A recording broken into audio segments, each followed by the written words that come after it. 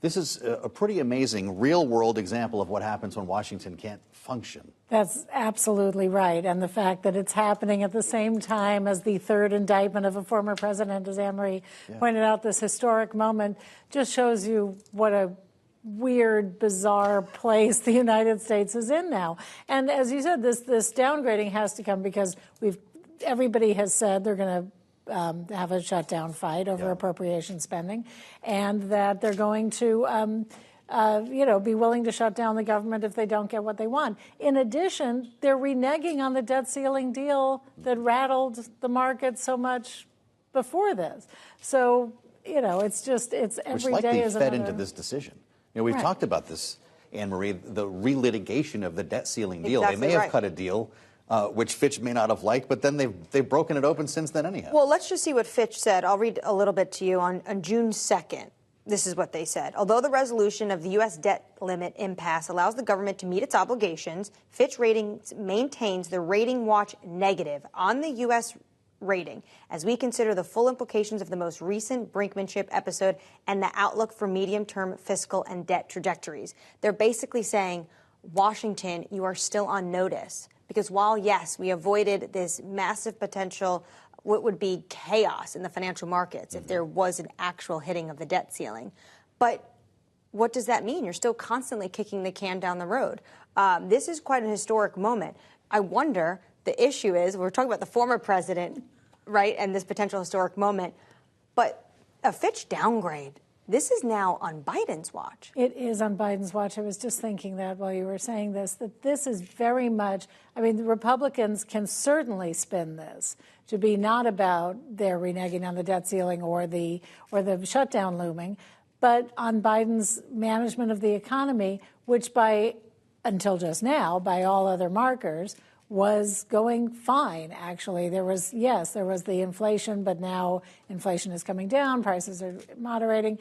And Biden still, we saw in this New York Times poll that came out today, Biden cannot get credit for his stewardship of the economy in any way, and this isn't going to help. Pretty amazing. As we continue to read the language here from Fitch, the erosion of governance they talk about, Annmarie, relative to AA and AAA rated peers over the last 2 decades that has manifested in repeated debt limit standoffs and last-minute resolutions. Does that sound familiar, Ryan?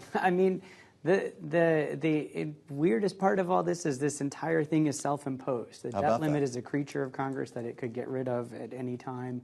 There's legal arguments that the president doesn't even have to abide by it because it doesn't make particular sense, constitutionally speaking. And yet we keep sort of running into this same brick wall, hitting our head, sitting down, going, wow, what was that? And then running into it again. And I think that's their point here, is that there doesn't seem to be any will to end this impasse. It just keeps happening, and everyone just keeps sort of reenacting it. And I think, as you say, the definition of insanity is doing the same thing again, and insane countries don't get AAA ratings.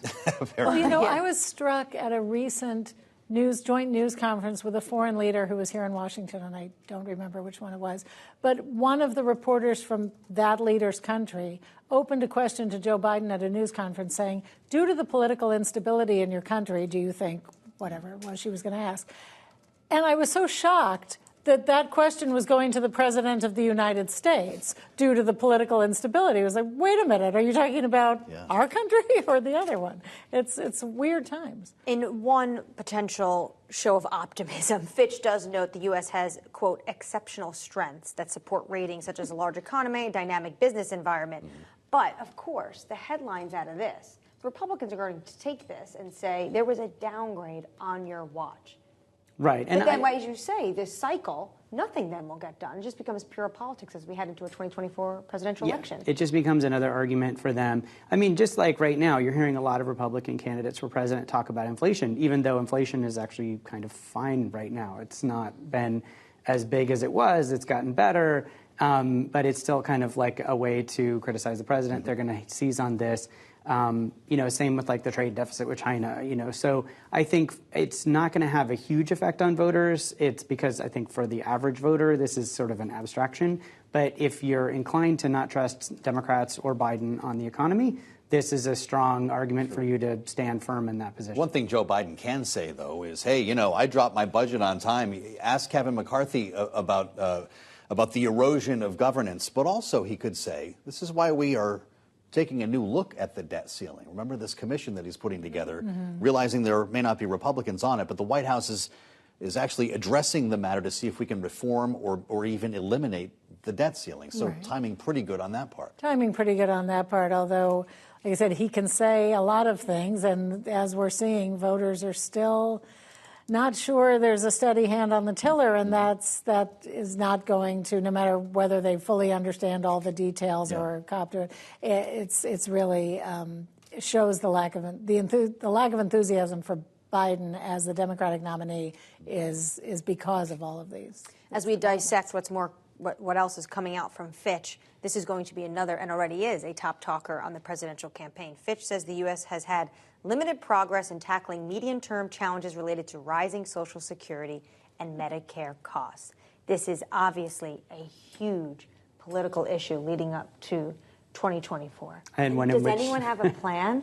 The leading Republican candidate has said that he will not touch Social Security and Medicare.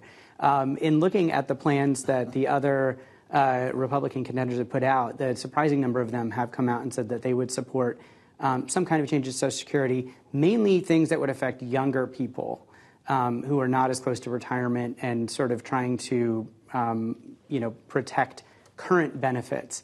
The problem for them politically is that I was talking to a Republican pollster recently who does some work for AARP, and he said voters don't really make that distinction. You can say, hey, I'm just going to touch future benefits, but they really see Social Security as it's like their grandchild. You don't touch it, don't go near it, leave it alone.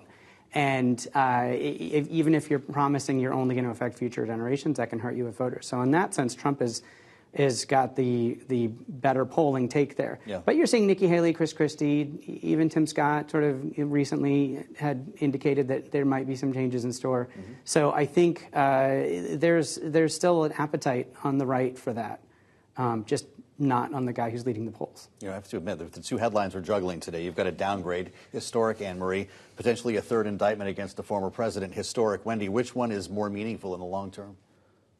Oh, gosh. I would think, actually, the indictment of a former president. I think the U.S. economy is rock solid and will withstand this, but indicting former presidents and sending them to jail is a whole new territory.